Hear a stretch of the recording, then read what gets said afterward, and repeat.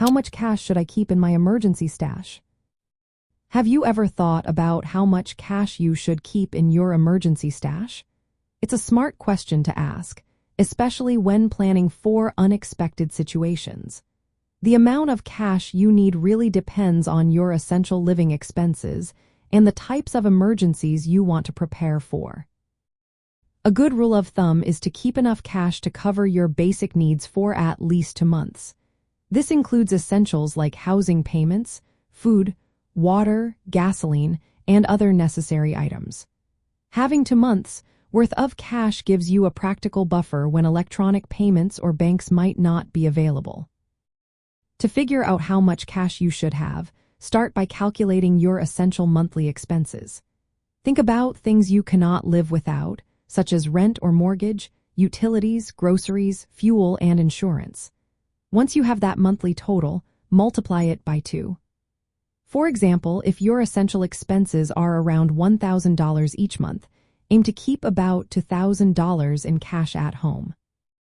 When storing this cash, consider keeping it in smaller denominations, like $1 and $5 bills. This makes it easier to make transactions and barter in situations where getting change might be difficult. Including rolls of quarters or other coins can also be handy for making change or trading. While financial experts often suggest having an emergency fund of 3 to 6 months' worth of living expenses, this larger amount is usually kept in accessible bank accounts rather than as physical cash. It is wise to keep your cash stash at a reasonable level, often recommended to be no more than $1,000 to $3,000. Large amounts of cash can be lost, stolen, or damaged, so it is better to stockpile essential supplies like non-perishable food, water, and fuel to lessen the need for cash.